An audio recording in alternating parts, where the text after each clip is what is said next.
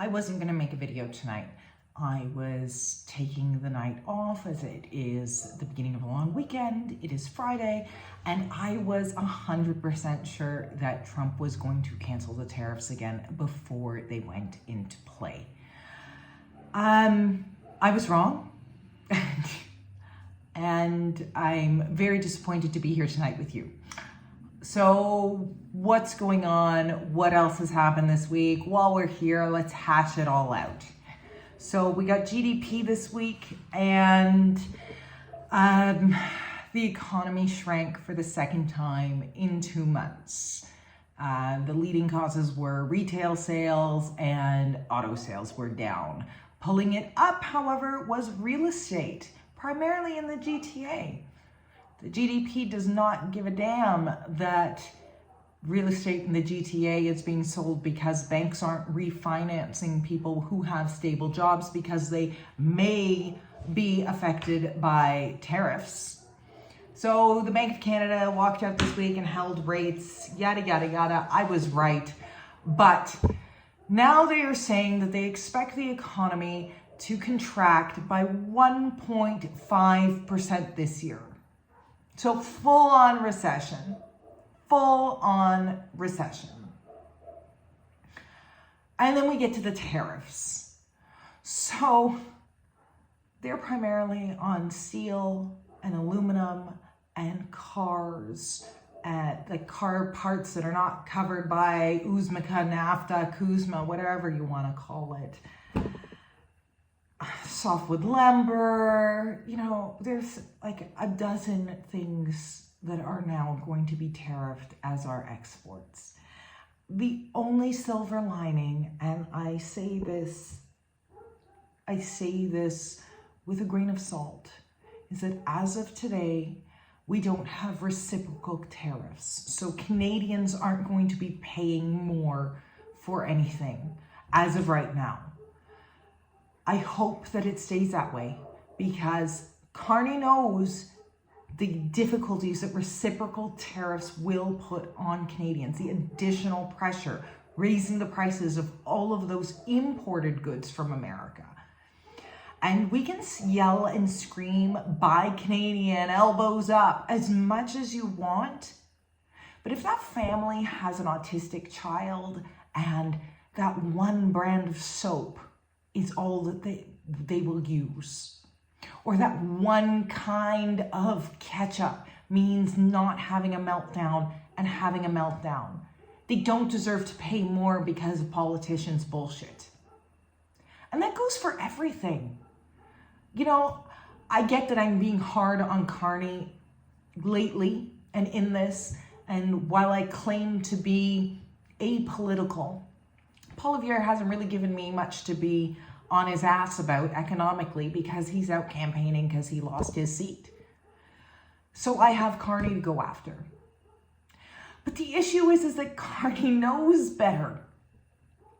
Trudeau, drama teacher Trudeau, I wasn't even this hard on him because he was a freaking drama teacher.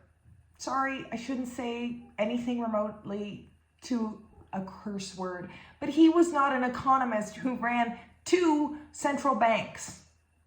So nobody expected him to really know. That's how we got into this whole McKinsey hole of paying them for everything we could possibly need, is we didn't have politicians with experience.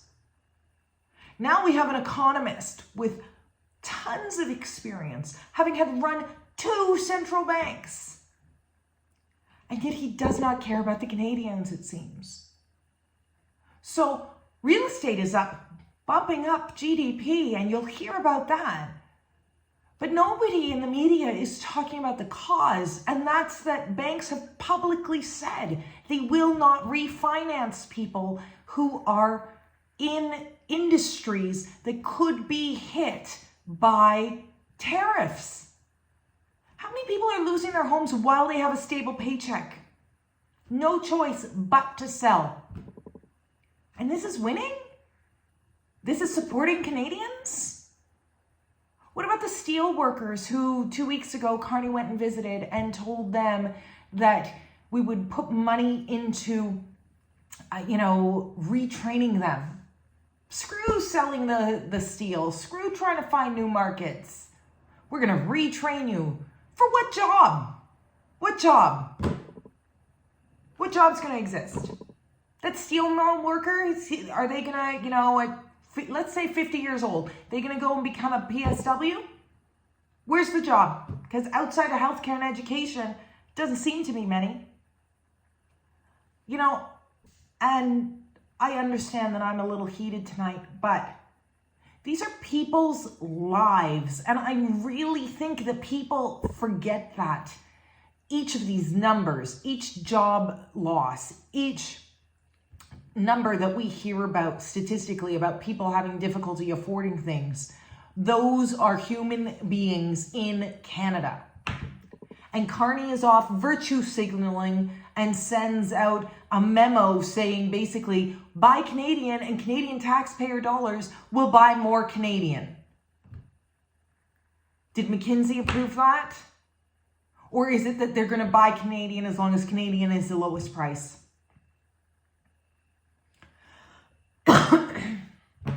Tax dollars aren't supposed to be what keeps the economy going. And I understand that Trump is not all there and he is causing more harm. But Carney is not adapting to it. And part of the issue is you have to be able to adapt to the situation as Prime Minister. He came in knowing what he was going to be up against.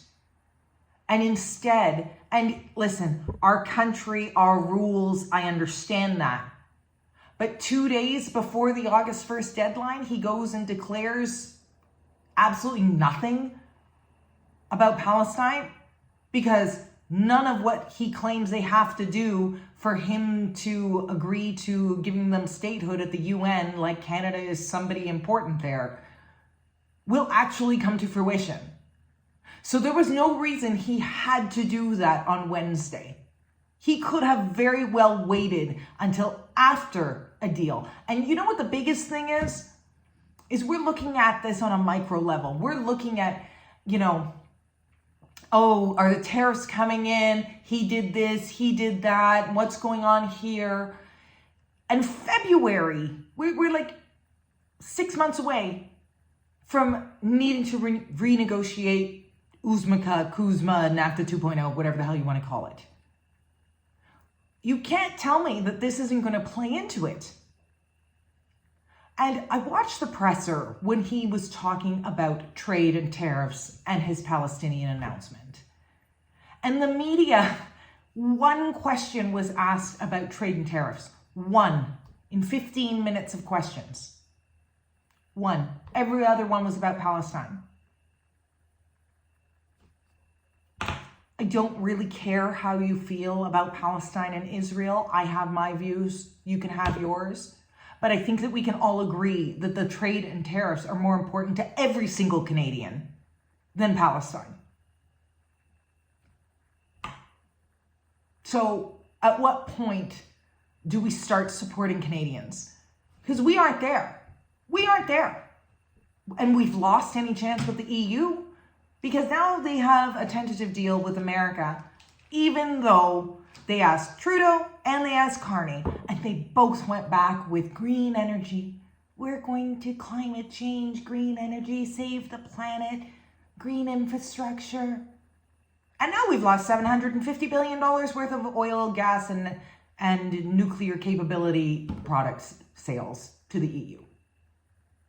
That's great. Great. I wonder why people in Alberta are pissed as they're losing jobs, because according to GDP, oil and gas and mining were down. And then we wonder why Albertans, even just a few of them, want to separate? I don't want them to separate, but Christ, sure makes sense to me. We have had 10 years of government saying that they don't matter, even though they could make us one of the richest countries out there. Norway currently has a problem where they have too much money. Imagine being in that situation. Instead, we're here with tariffs, hopefully no reciprocal tariffs, GDP down, and a PM who's shrugging and saying, oh well, but look over here. I hope you have a good weekend. I hope you have a good long weekend.